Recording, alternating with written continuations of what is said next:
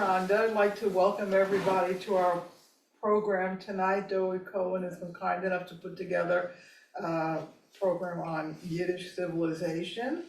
I'm very excited about it, about learning all this.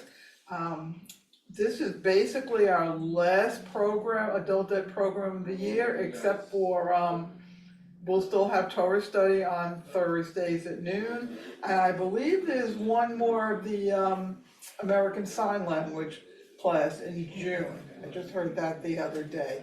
So keep your eyes open for that if you're interested in that. So I want to thank DOI, of course. I want to thank Mark, our AV master, right? Yeah, let me point out, even though the worship team is sponsoring instead of the adult ed, there is a study opportunity at 7 o'clock on Shavuot evening, which is Sunday the 1st. Sunday, June 1st. Oh, very good, okay. Learning is learning, right? Right, and that one, for people who make it to the synagogue Sunday night, June 1st, they get to share cheesecake, which we haven't figured out how to share over Zoom. You can share screen, but not share cheesecake. Right. Did you have anything else, Mark? No, but it'll be in person and Zoom. Okay, so with that, I will turn this over to DOI. Well, hello everyone, and thank you for joining us both in person and on Zoom. I'm going to start by asking a question, since the title of this talk is Yiddish Civilization. What does the word Yiddish mean to you? What's the origin of the word, as far as you know? If you want to make a guess or say something?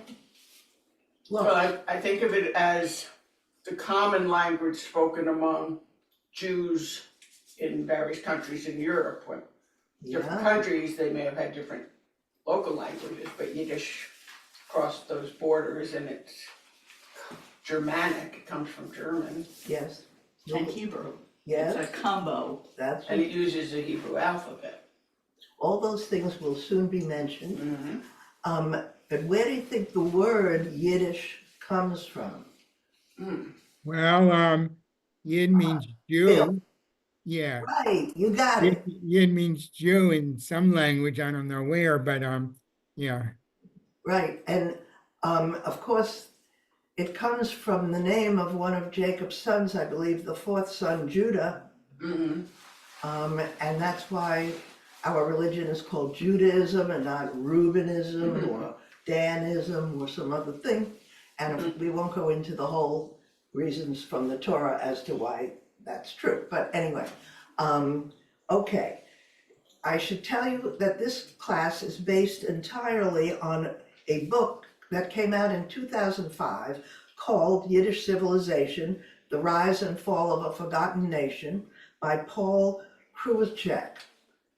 I didn't do a lot of research in other places because that book is so comprehensive. It really impressed me. So the author starts with the Roman conquest of Judea and goes to the modern age, tracing nearly 2,000 years of Jewish life in Central and Eastern Europe. It is his belief that even though the Jews of the region lacked the usual components of a nation state, like a centralized political leadership, a military and official currency, and defined borders, the Jews were in fact a nation, thanks to their sharing of a common language, religion, and customs. Jews lived in Poland for about 1,000 years, but our impressions of the Yiddish world are almost all from its last years in the late 19th century, when it was in decline. The stories of the Yiddish writers of that era, like Mendeleb, Mocha Sfori, I.L. Peretz, and Sholem Aleichem, describe a poverty-stricken people oppressed by the government far away and by their Christian neighbors nearby. This is the world brought to life in Fiddler on the Roof, which I'm sure you've seen probably more than once. In reality, the Yiddish-speaking Jews of Eastern Europe once formed a prosperous and powerful nation which supplied physicians, diplomats, economic advisors, and even music tutors to the courts of Europe. Many post-Holocaust accounts of Yiddish civilization emphasize its tragic aspects, as if to imply that the Nazi genocide was the natural conclusion of the story. On the other hand, the book on which I'm basing this talk describes a flourishing civilization which had a strong influence on the Western world. The origins of the Yiddish-speaking people can be traced to the destruction of the Second Temple in 70 CE. When their land was taken from them by the Romans, the Jews dispersed throughout the Roman Empire. Many of them were actually taken to Rome as captives, to be punished for their rebellion against Rome, not for their religion. By the middle of the 1st century CE, Jews probably accounted for 10% of the population of the city of Rome. While Hebrews captured by the Romans were brought to the capital as slaves, some prominent Romans actually converted to Judaism. Okay, Mark, time for the first photo, which is a map. The map. Boy. Okay, while the Western Roman Empire fell to the barbarians by 500 CE, the eastern part of the empire, which Mark will give you a general indication of, there it is, the country we call Turkey is the main part, but it was much bigger than just Turkey. It continued to flourish for almost 1,000 years, till 1453. That so-called Byzantine Empire was strongly influenced by Greek culture, as were the many Jews who had settled in it. When pressure grew to abandon Judaism for Christianity, some of the Jews in the areas now called Syria, I forgot to warn you about this, but that's not on the map because it's further to the right. Syria, the Balkans are on the map, and Turkey, you can see a little bit of Turkey in the lower right corner there. Some of the Jews moved from those areas Balkans are here, Turkey's to the there. north, across the Black Sea or around the Black Sea, depending on how they got there. There's the Black Sea. In order to be further away from the center of power in Constantinople, which is now Istanbul, and there you can see where Istanbul is. They established the first Jewish outposts north of the Black Sea near what would later become the Ukrainian city of Odessa, which is right there. Okay, although the Jews were long accustomed to living among educated Greeks, in the Crimea and along the shores of the Black Sea, they first came in contact with nomadic, illiterate peoples, whom the Greeks and Romans called barbarians, because their speech sounded like Barbara to those unfamiliar with it. The horse-riding tribes who traversed the plains between Asia and Eastern Europe, in other words, coming from the east, which would be to the right of this map, not there, included Goths, Huns, Magyars, Khazars. Excuse me. For you. The speaker doesn't usually sneeze so loud, but it's the kind of thing you can't tell. Okay, Goths, Huns, Magyars, Khazars, and Bulgars. The Scythians in particular settled down and grew wheat for shipment by sea to the cities of the Byzantine Empire. This was the start of trade in Ukrainian grain, which would feed much of Europe for nearly 2,000 years. And of course, with the war going on in Ukraine, we've heard a lot about the deprivation felt in many countries as far away as Africa by the loss of this supply of grain from Ukraine. It started a long time ago. And eventually, also a long time ago, it became a Yiddish monopoly, the dealing in grain. The Scythians formed such close relations with the Jews of the area that the Hebrew word for Scythian, Ashkenazi, was later used to refer to all the Jews of Central and Eastern Europe. And I think we're all familiar with that word. As the Jews became comfortable with the other inhabitants, of the region, they pushed north and west, bringing knowledge, crafts, and trade to wilder areas. During this long period, marked by waves of invasion by Turkic tribes from further east, many individuals chose to convert to Judaism, as the religion, its customs, and adherents became accepted and even respected. This was news to me when I read this book. We know that some people convert to Judaism now, which is very nice, but this was a large movement a long time ago of people so attracted by the way the Jews among them were living that they decided to convert to Judaism, which is very nice to think about. In fact, when the Khazars ruled the area from about 700 to 950, the rulers converted themselves and many of their people to Judaism as a way of keeping separate from the Christian Byzantines, the Muslim Arabs, and the pagan Russians who surrounded them.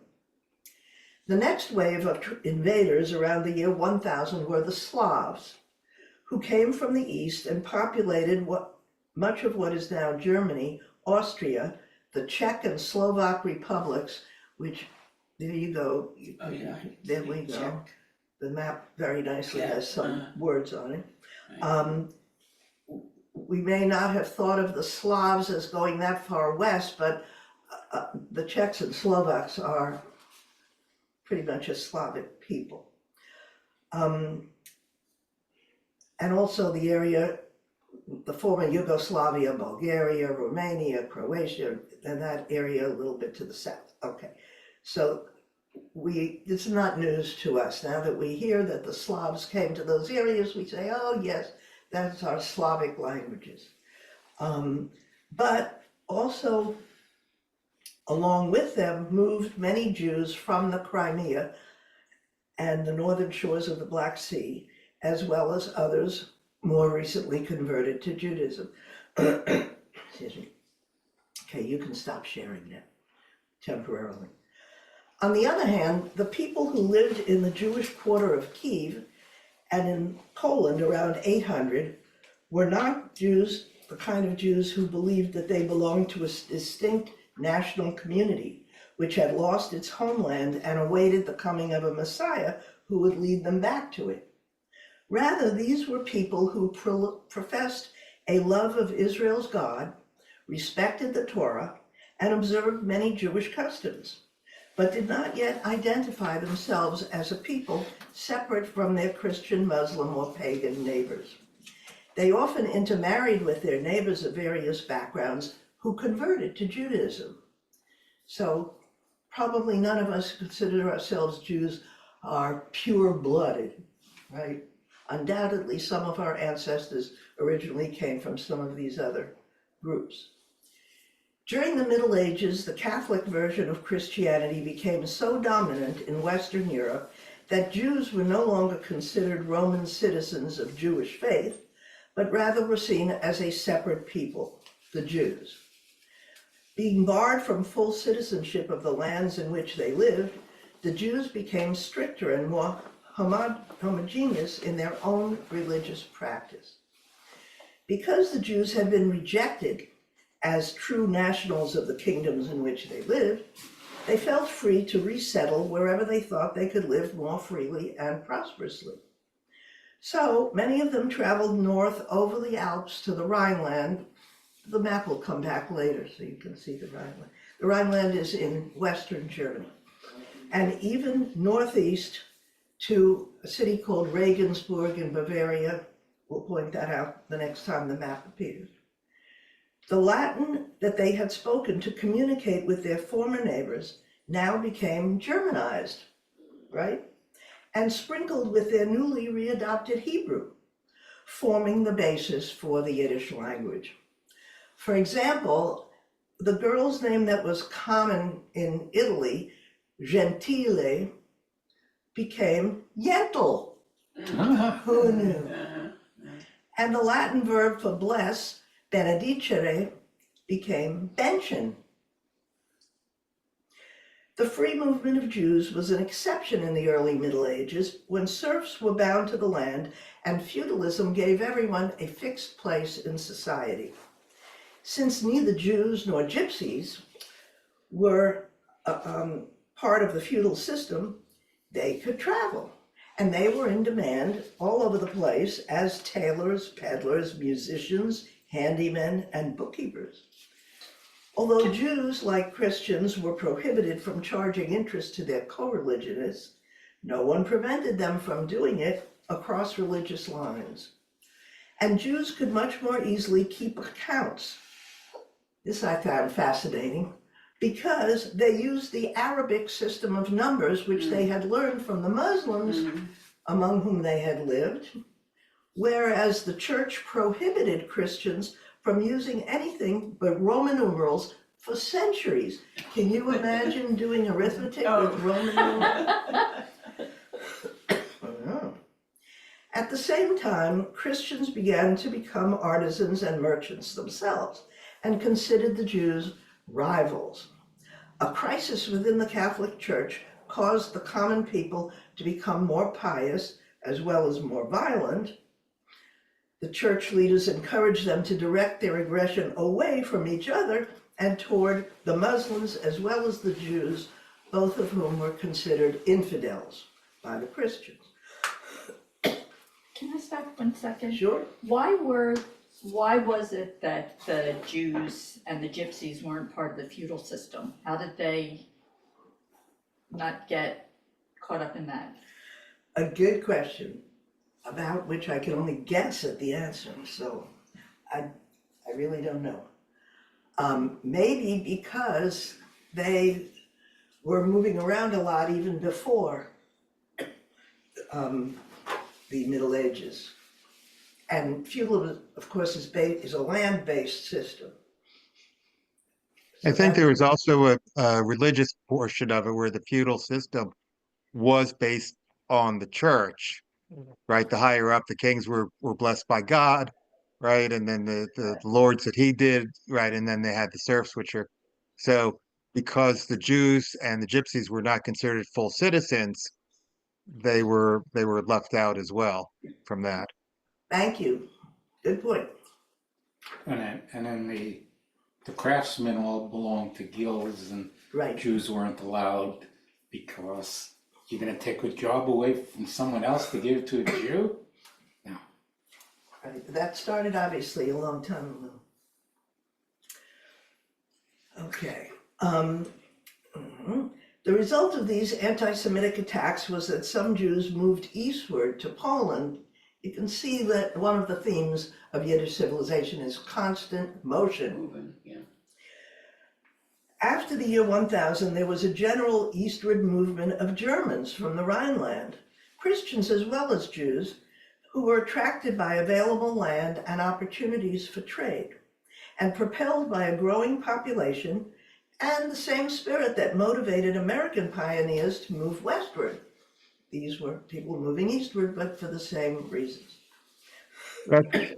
That's a little bit revisionist history, I think, because a lot of the movement was due to them being second-class citizens and you know, with anti-Semitism and so forth and so on, that they were pushed out a lot of places, and they went from one place to another, and you know, where if they were pushed out because they were doing too well in one place, they then were welcomed in another country where they could then flourish because they would help that country out for a couple of 100 years, and then they get pushed out of there as well.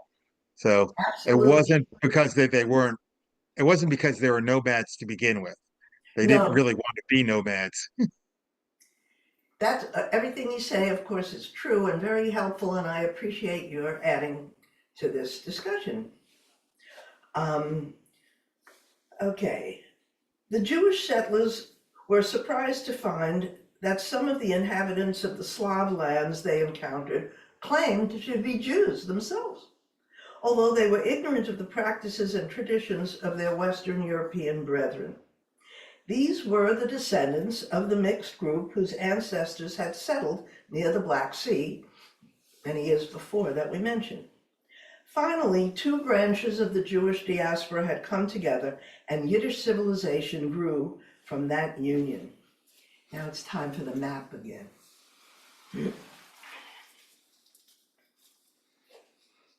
Okay. One of the most prosperous cities where Jews settled was Regensburg, which I mentioned before. And Regensburg is not named on the map, but it's just north of Munich, which is named in its German form, München, on the map. And that's where that X or cross is that Mark is showing here. Now, Regensburg is on the Danube River, which makes for easy transportation of people and goods. Their skill and connections as traders were valued by the rulers of the area, and that made Regensburg the main trading city of the entire region, using both land and water routes to move goods in all directions, some eventually as far as the Middle East and Asia. In the Middle Ages, land was plentiful in Eastern Europe, but the population was often decimated by wars and plagues.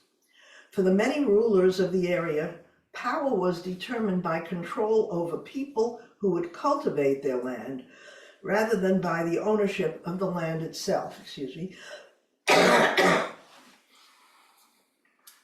So, kings and dukes offered inducements for new settlers to come to their territories, sometimes granting the immigrant groups self-government and the right to live under their own laws. This is how the Jews of what is now Poland, Ukraine, and you can see those clearly on the map, Belarus, and Lithuania. Lithuania is yellow north of Belarus, but you'll hear quite a bit about it. In fact, sometimes I'm going to refer to Poland-Lithuania. The two were often treated in the same way, and so sometimes they're just referred to as Poland-Lithuania.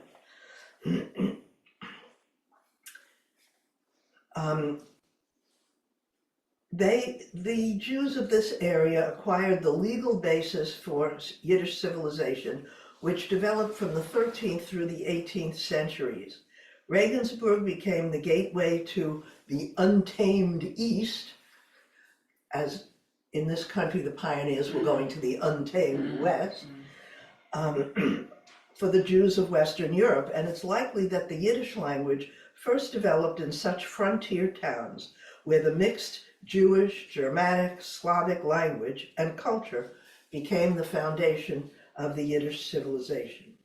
You can take the map away temporarily. The Yiddish language was brought to the Slavic lands of Eastern Europe by German-speaking Jews who met up there with Jews from further east and south who spoke Greek or Turkic languages. Although Yiddish is written in Aramaic or Hebrew characters and was influenced by the many peoples among whom the Jews had lived, in the Middle Ages it was advantageous for the Jews of Eastern Europe to be able to communicate with Germans for purposes of trade. Furthermore, the German-speaking Jews were generally better educated, richer, more knowledgeable of their religion, and more powerful than the Jews they met when they moved east. So the main linguistic influence on Yiddish was medieval German. Within a couple of centuries, the Yiddish language had developed into the glue that held the Jews of Bohemia, Moravia, those are the two parts of Czechoslovakia, by the way, Poland and Lithuania together. Always open to influences from its surroundings, eventually it was spoken by Jews throughout Europe, with some variation related to location. I once, a long time ago, tried to study Yiddish with very poor results, but I did find out that there were two main types of Yiddish with different pronunciation patterns depending on what part of Eastern Europe the speakers were from. Could I say something? Several years ago, we had a teacher come here for a couple of sessions from Graz. I don't remember her name, I think she still teaches at Graz. And she insisted that it wasn't pronounced Yiddish, it was Yiddish. Oh, well, Remember that? And nobody else in the room had ever heard that before. But well, she insisted, so when you're saying that, it makes me think that she was more familiar with the other dialects, so to speak. probably if you spoke Yiddish, that's what you would say. Yeah. But since our native language is English, we say Yiddish, but The life of medieval Jews in Eastern Europe was attractive enough to bring in many voluntary converts, as we had seen before, from among both their pagan and Christian neighbors. In fact, rulers who promulgated edicts forcing Jews to live separately from Christians were, among other things, probably trying to limit conversions among their Christian subjects who, by contact with Jewish neighbors, might want to become Jews themselves. The rulers were Christians and didn't go for that plan. The distinctly Yiddish culture which developed adopted some practices of their neighbors too, went both ways. For instance, the tradition of lighting a yahrzeit candle was originally a German Catholic custom. These little facts are amazing to me. And the practice among Jewish men of covering their heads during prayer was probably of Asian origin. Who knew? It certainly surprised a Polish rabbi of the 16th century who had never heard of that custom when he was told that he should be wearing a head covering. Okay, photo number 2. The study of Talmud in yeshivot became an important part of Yiddish culture as its practice spread north and east from seminaries in North Africa, Spain, Italy, and France. The traditional Jewish passion for learning was expressed in every family's determination to have its sons study the Talmud in a yeshiva, where musical tropes were used to bring out the contending aspects of an argument. This chanting gave rise to the typical sing-song cadence with which Yiddish is spoken. By the 15th and 16th centuries, the Yiddish-speaking lands had become the focus of Jewish religious wisdom, and study of the Talmud took precedence over Torah study. This soon descended into a competition among rabbis to invent convoluted approaches and scholarly wordplay called pilpul, a word that means pepper. In the medieval Yiddish world, where their neighbors were mostly illiterate, all Jews sent their sons to cheder, like an elementary school, starting when the child was 3. Great, yeah. And later to Talmud Torah, when the boy was older, where they learned to read and write Hebrew and began to study first the Torah and then the Talmud.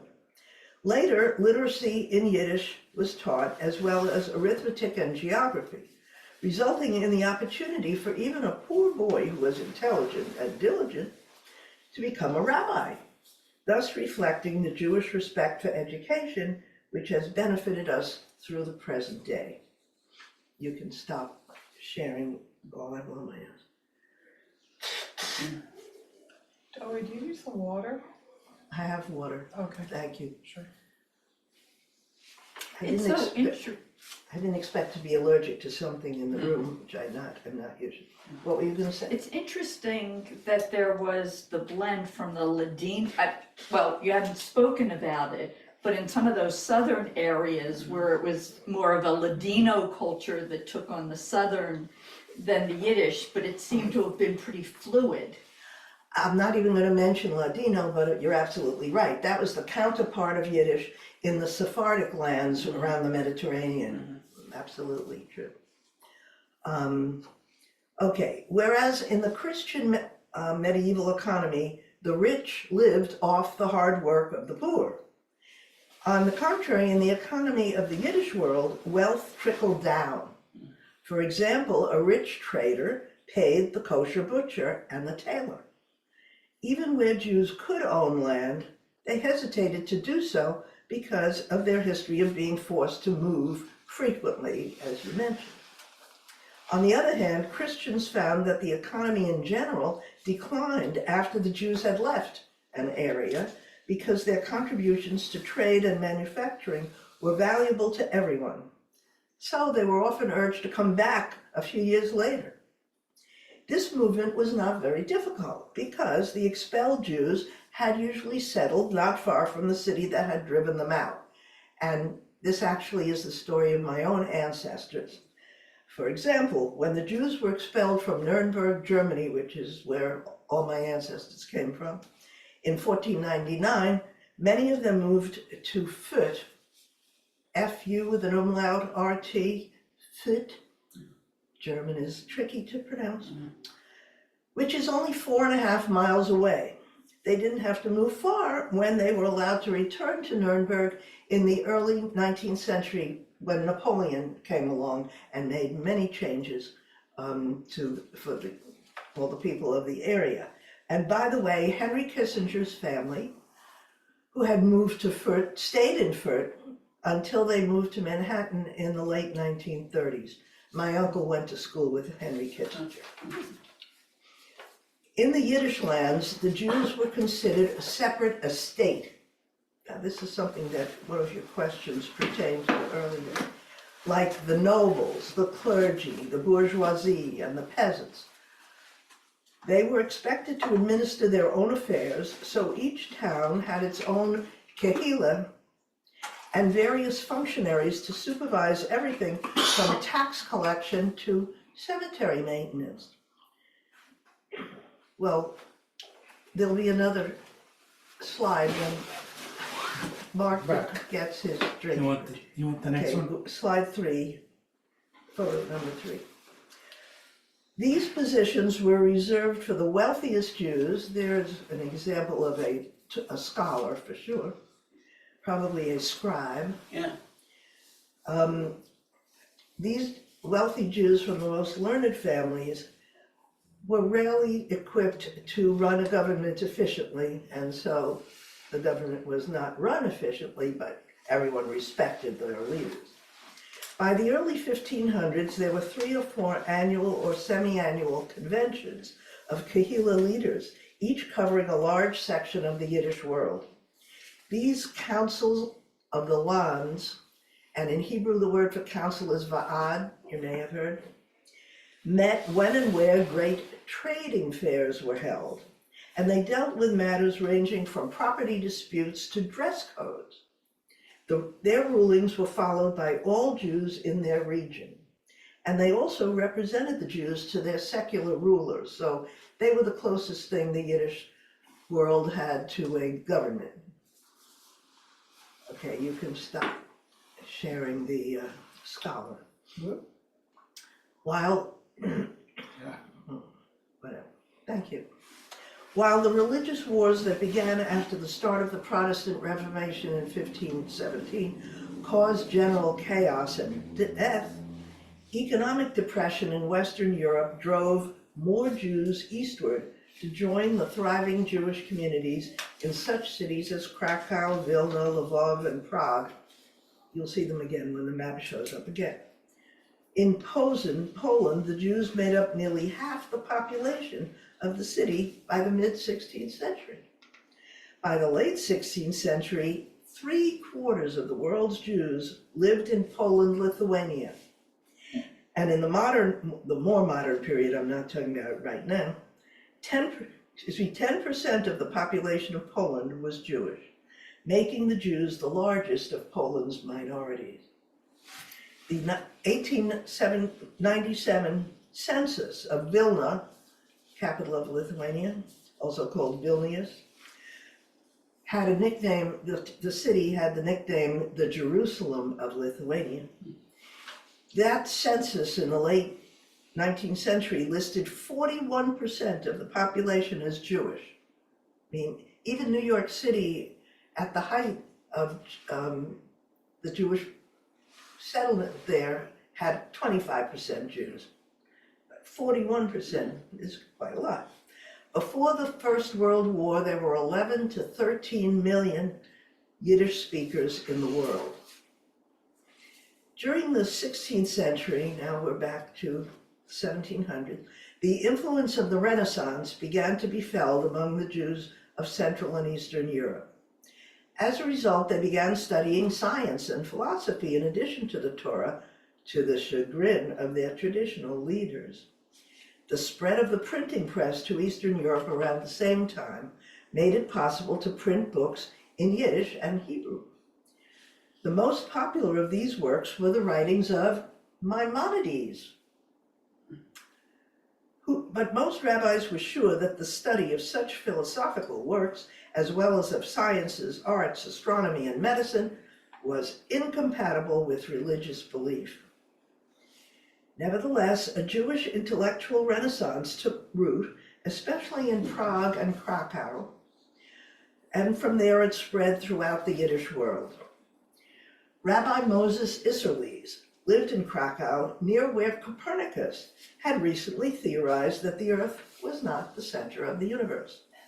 Having begun by adapting the Sephardic Rabbi Joseph Caro's Shulchan Aruch to reflect the customs of the Yiddish-speaking Jews, Rabbi Isserles turned to astronomy. I guess he was influenced by being so near to where Copernicus had lived. Publishing books on this subject, as he said, so that every man of intelligence who is capable of logical reasoning may study it and understand all its words. Nevertheless, like other rabbis of his time, Isserles could not accept any scientific evidence which contradicted the Talmud. However, in Prague, which boasted an atmosphere of tolerance and interfaith respect, the large and comfortable Jewish population was able to move on to the next step of enlightenment, namely that all new knowledge did not have to accord exactly with Holy Scripture. Led by Rabbi Judah Loew, they eventually believed that science and religion belonged to two different worlds. That was how they dealt with the contradictions they found between those two. Rabbi David Gans, who studied with both of these great teachers, made the Torah and Talmud, as well as science and history, understandable to the average Yiddish-speaking Jew, thus making it possible for them to take their place culturally alongside other European peoples of the time. The map can come back, please, Mark.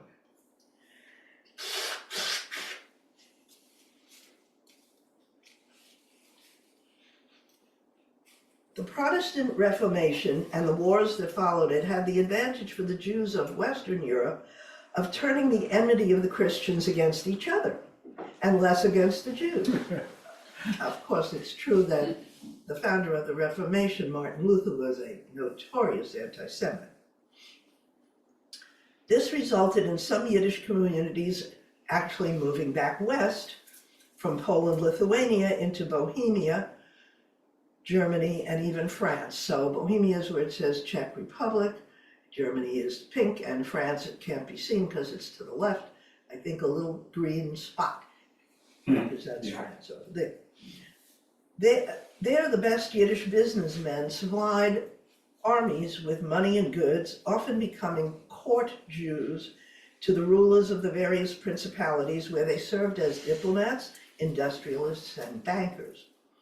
The daily lives of such Jews can be imagined thanks to the autobiography written by a remarkable woman. If you have a chance to read this in English, it is very much fun. She was named Glückel, which means happiness, or little happy girl. They must have named her when she was a cute baby. Glückel of Hameln. Hameln was the town in North Germany where she lived. She was a wife, mother of 14, later a widow and businesswoman who lived in Germany in the 17th century. And we're lucky that she wrote an autobiography. At the same time, all of Europe suffered from a climate change, ever heard of that? Called the Little Ice Age, which resulted in mass starvation, inflation, we heard that too, and a great reduction in population, affecting Jew and Gentile alike. When Ukraine was settled by Polish landowners and their serfs, some Jews moved there to run the estates, often showing great cruelty to the Polish serfs. But most of the Jews were minor businessmen or farmers living on the edge of poverty themselves. In the mid-17th century, the Jews of the Ukraine found themselves squeezed between the warring factions, the Tartars on one hand and the Cossacks and serfs on the other, who both wanted to rule the region. That's when the famous Khmelnytsky massacres took place. probably the worst single catastrophe to befall the Jewish community between the Roman destruction of the Temple in Jerusalem and the Holocaust. Although the Jewish population of Ukraine eventually increased, it was no longer a land of opportunity in the Yiddish world. You can give the map a rest again, Mark, thank you. I couldn't do anything without it. When the Jews in Polish lands became poorer, they turned to religious beliefs and practices which their rabbis frowned upon. In the late 18th century, when the country of Poland was completely divided among the German, Russian, and Austrian empires, the Council of the Four Lands, through which the Jews had been able to govern themselves to a large degree, was abolished. The resulting lack of central control made it harder for the rabbis to impose orthodoxy upon their flocks and hold Yiddish civilization together. Those who were seduced by messianic fantasies, pietist enthusiasm, Kabbalistic mysticism, or Enlightenment rationalism, now each went their own ways, putting an end to Yiddish religious unity. We're up to photo number 4, please. Okay, you can look at these dancers while I take a little crop up. Okay. One of the largest of these groups was the Hasidim, who originally intended to help ordinary Jews find joy in their religion rather than encouraging advanced scholarship. Their communities were led by a tzaddik, righteous person, or a rebbe. This man reigned over a court which consisted of his relatives, students, and other hangers-on, and the position soon became hereditary. We can see their descendants today in certain communities of Brooklyn, Muncie, New York, etc. Others followed itinerant practitioners of magic who came from among the common people, the most famous of which is known as the Baal Shem Tov, master of the divine name. The Baal Shem Tov was the charismatic founder of Hasidism, which drew the many anti-rabbinical preachers and groups into a single movement.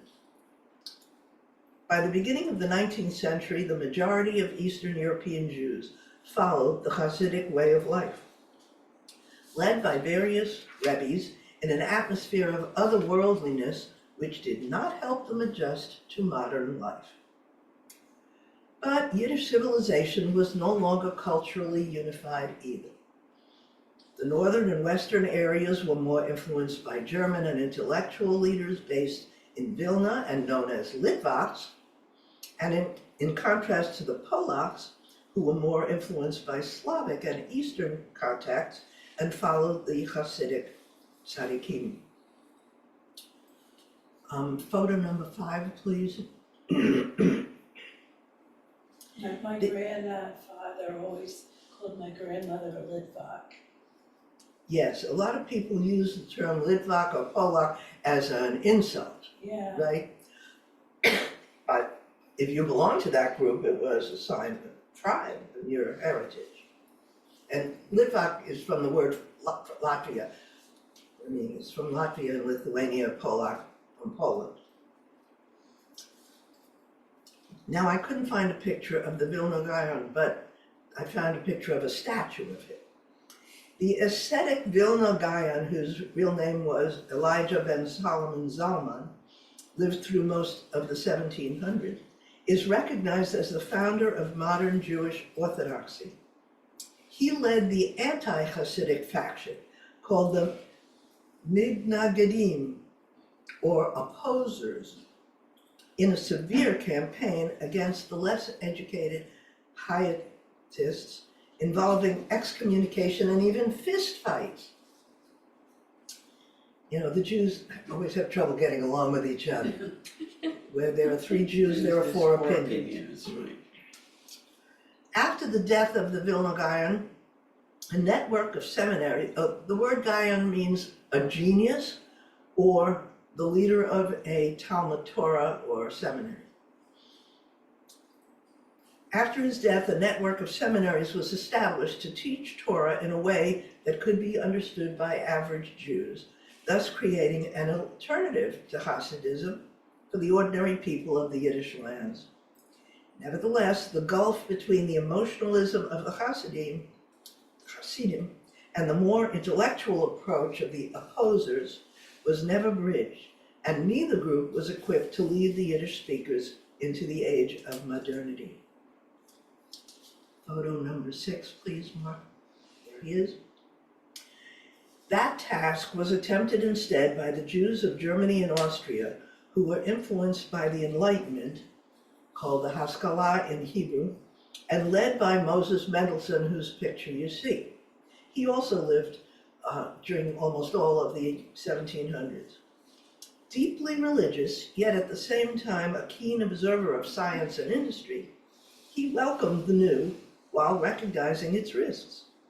Mendelssohn became a celebrity among Gentiles as well as the Jews of his time, supporting his wife and 6 children as a silk merchant, as well as a writer, translator, and philosopher. This observant Jew, whose first language was Yiddish, became a strong influence on German culture. You can see how the cultural influence was going both ways by that time. Yet even Mendelssohn was caught up in the antagonism between the German and Slavic parts of the Yiddish world. Rather than helping to establish Yiddish civilization as one of the bases of the modern European world, he argued that pure languages like Hebrew and German were far superior to Yiddish. Sounds just like my own father, actually.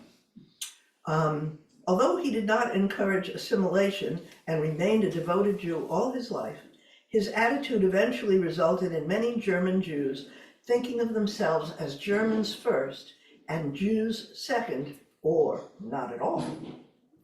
Many of Mendelssohn's descendants, as well as other German Jews, actually converted to Christianity, while many others helped found the Reform movement in Judaism, an option whose existence prevented many more conversions. Okay, back to the map. There's a lot of activity for you now, Mark, at the Okay. end here, but we're nearing the end. When Russia swallowed up most of Poland, Lithuania, there you can see that area, in the late 18th century, it inherited a large population of Jews who regarded themselves as a separate nation, even though they lacked a homeland.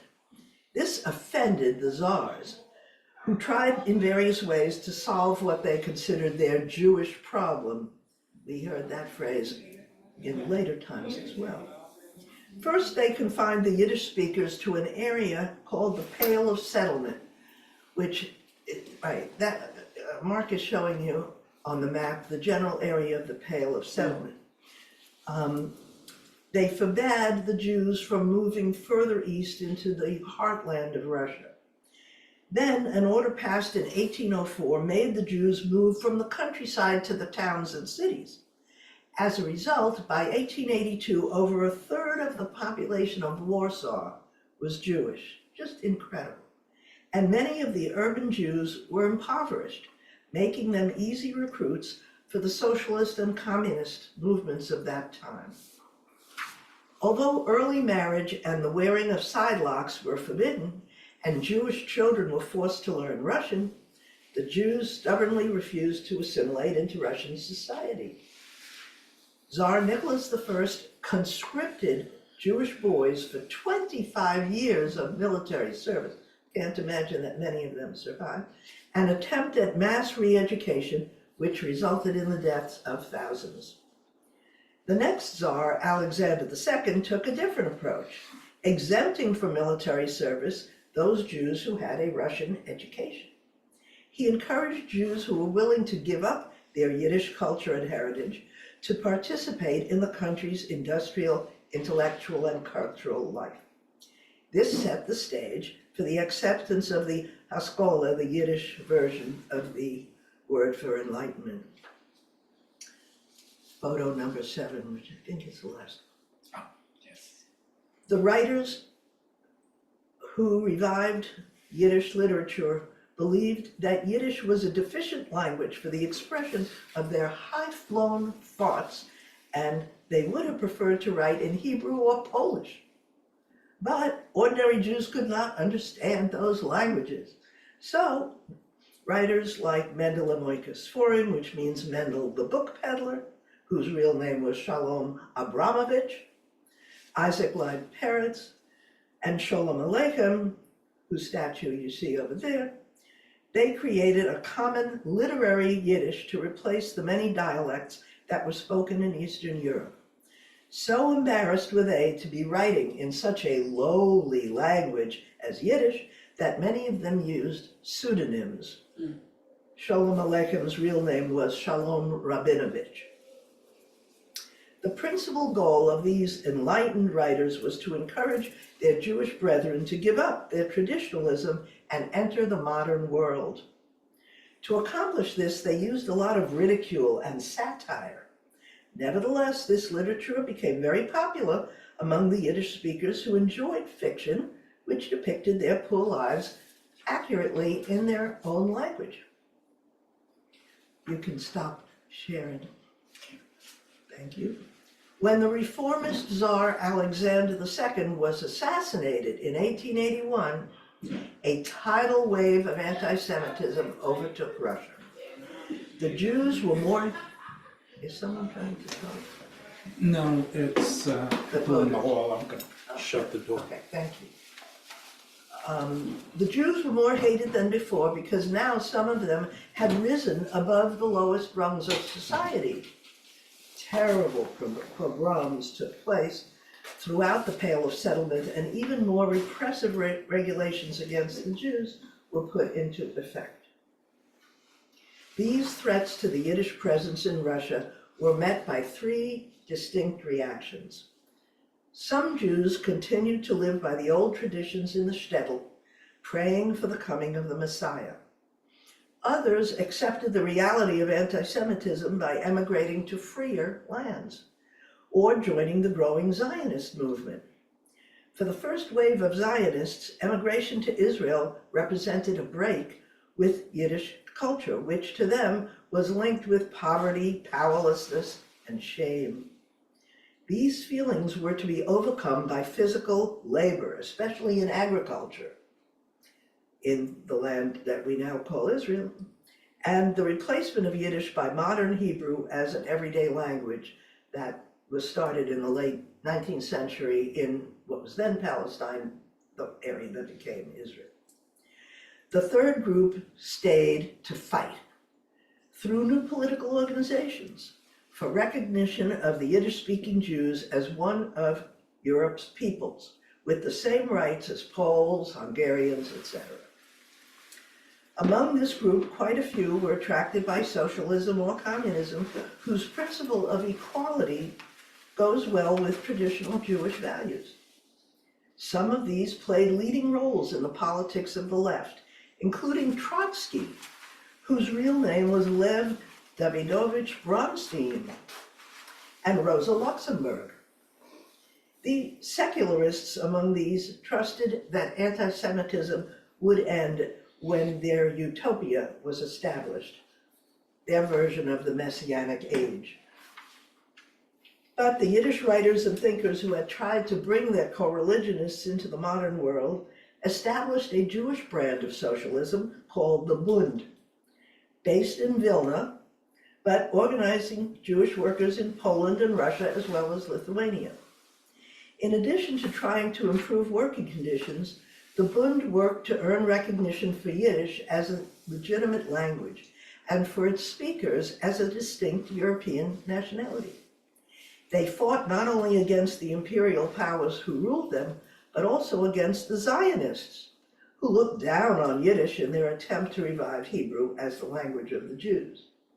In fact, after the failure of the rebellion of 1905 in Russia, the Jewish socialists lost any political influence and concentrated on linguistic nationalism. This movement inspired lots of writing in Yiddish, from science textbooks to novels, but only the works of Sholem Aleichem and later of Isaac Bashevis Singer were translated into other languages and joined the canon of world literature. The Yiddish language never developed words to describe the people and conditions of the 20th century.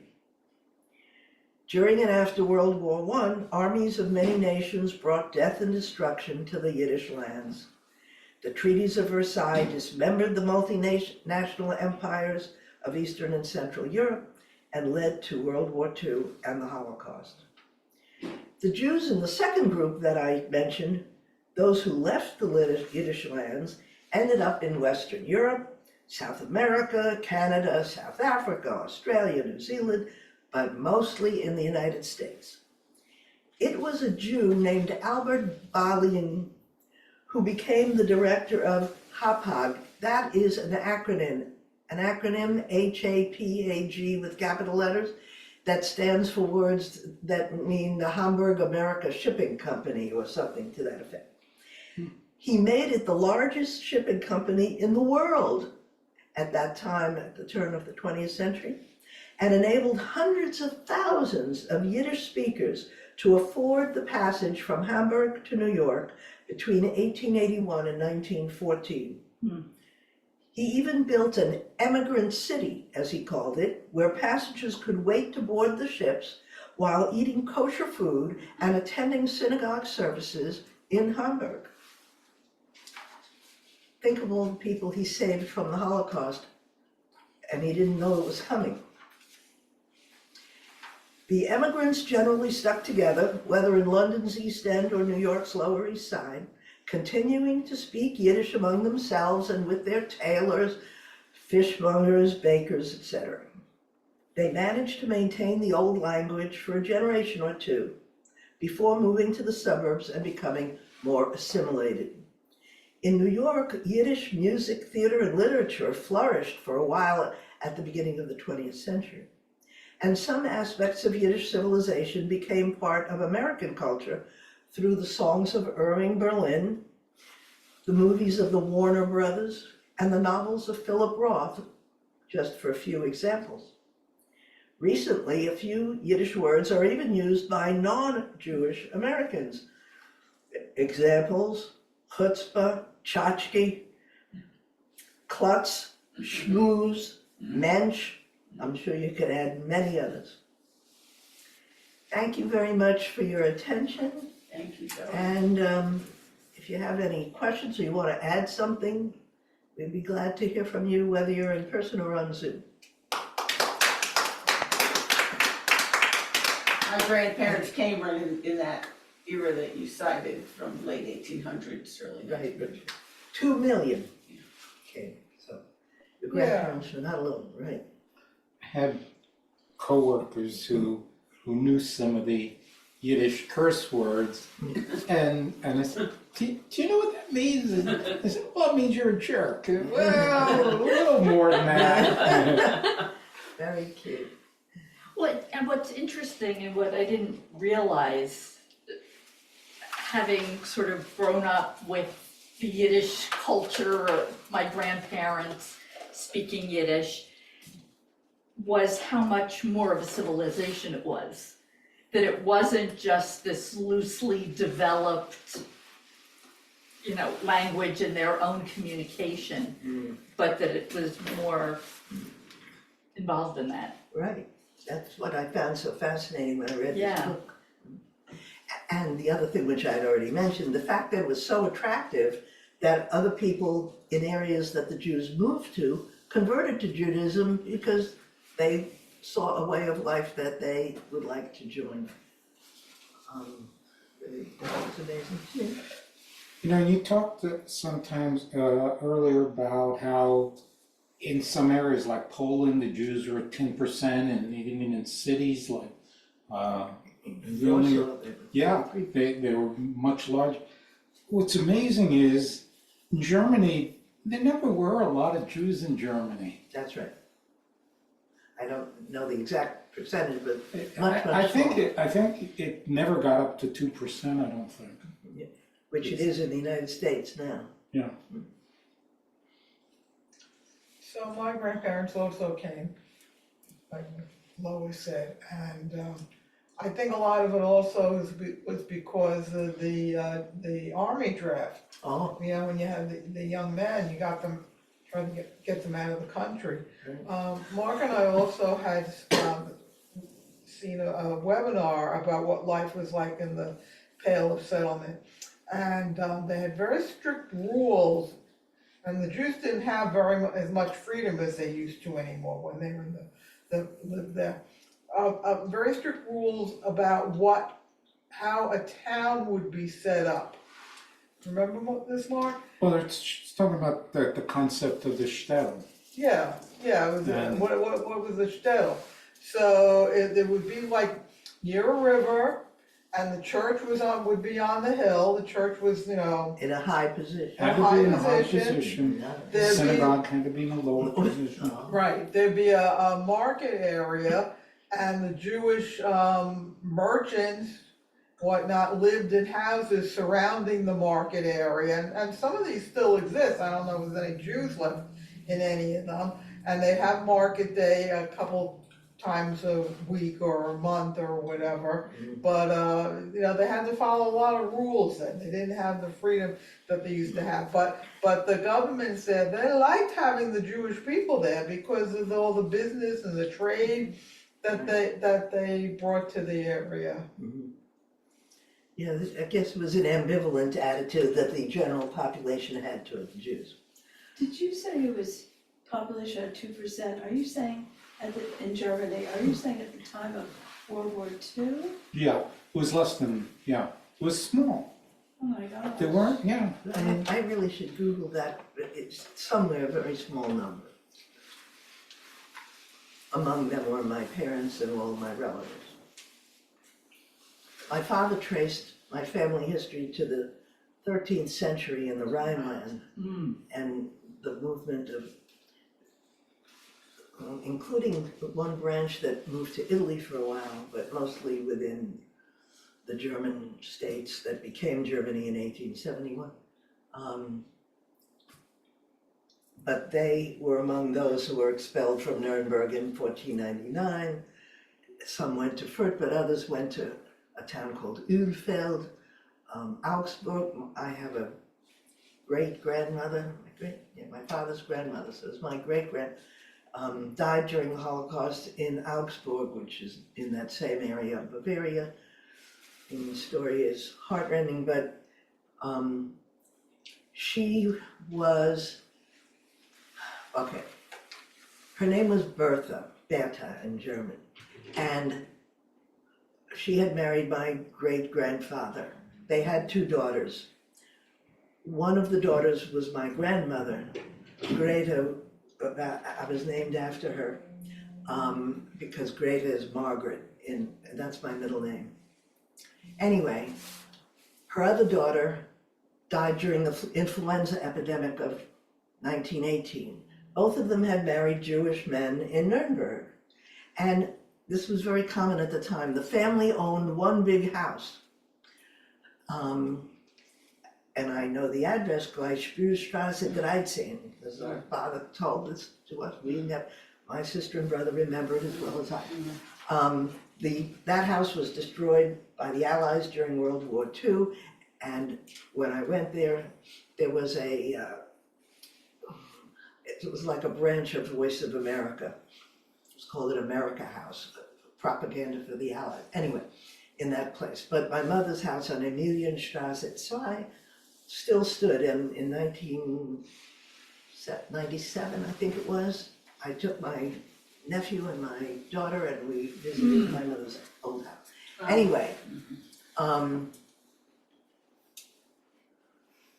okay, right. I was trying to tell you the story of my great-grandmother, but as usual, I'm wandering off in every direction. So one of her daughters died in the influenza epidemic of 1918. The other of her daughters was my grandmother, and she died in 1936 during an operation to remove a gallstone because Jews were not allowed in the best hospital. She had to go to some not good hospital where a simple surgery killed her. It's supposed to be a complicated surgery until recently. Oh, maybe that was Why? Well, it was a full abdominal surgery, it wasn't just Yeah, that's true. laparoscopic like they're That's right, doing we now, come to right? leverage. Okay. In any case, so here was Berta, her two daughters were dead, she was close to her two sons-in-law, one of whom had remarried, not my grandfather, the other one. And all her grandchildren were leaving for the United States. And they urged her to come with them. But she said, first of all, she was too old. And secondly, she had two sisters who had never married, had no children, and she didn't want to leave them. So she said that she and her two sisters would move from Nuremberg to Augsburg, where they had a distant relative, a woman who had married a Christian man, who could get them an apartment. And she promised her sons-in-law that she would not be taken alive.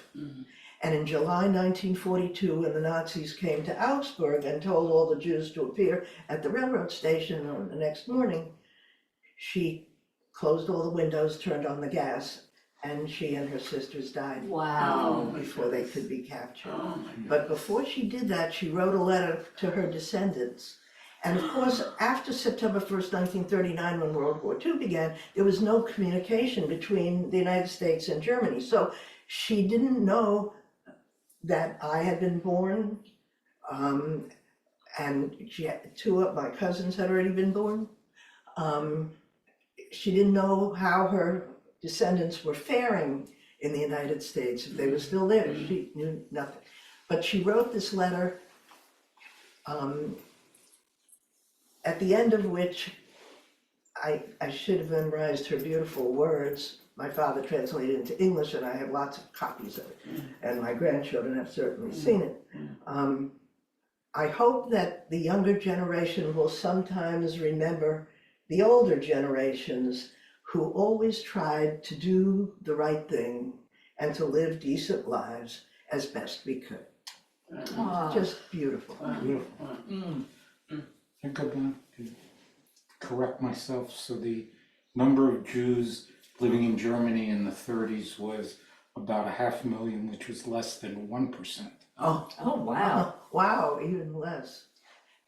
Well, I have to thank you, Mark, not only for that information, obviously without you I couldn't have done this at all. And I've been working with you for several weeks on this project, so really, I count on you and I appreciate everything you do.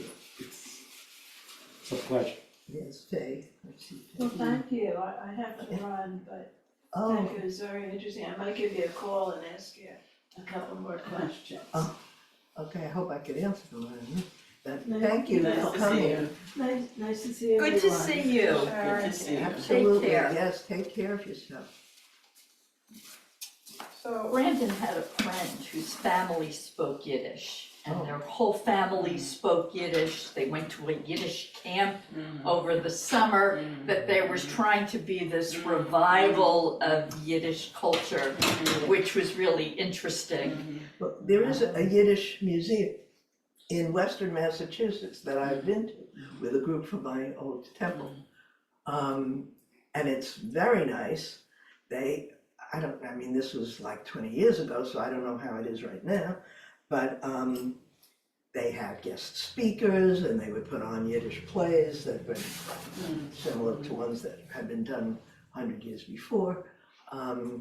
So there is still, I guess, a very small group trying to hold on to the Yiddish language and culture. so. Joey, what language did you grow up with? What was your first language? English. English was your And- first language. I didn't realize till I was a teenager that my parents never spoke German with each other even. They spoke it with my grandparents who they were able to bring to the United States and who spoke English, the grandparents, because I spoke English with them, but they were more comfortable with Germans. And so I heard enough German so that I can understand it pretty well. And I took it in college so I could do better with it. But I asked my mother when I was a teenager, why didn't you speak German? We could be bilingual. She was They like, wanted you to oh, be what am I gonna do with American. such a stupid daughter?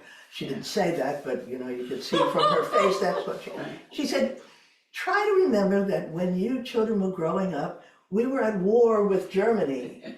this country, America, had saved our lives, Right. had taken us and our whole families in and enabled us to succeed in this country.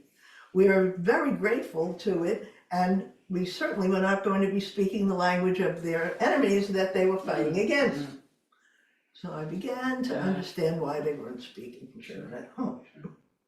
So, Dowie, I believe you were speaking about the Yiddish Book Center in Amherst. Yes, Amherst, right. So they're actually celebrating their 45th anniversary.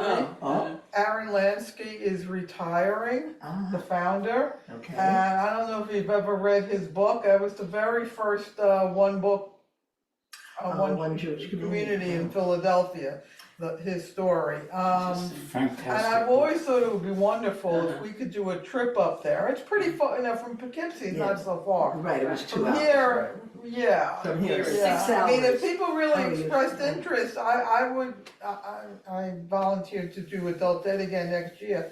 I'd be happy to try to see if we could plan some kind of trip up there to see that.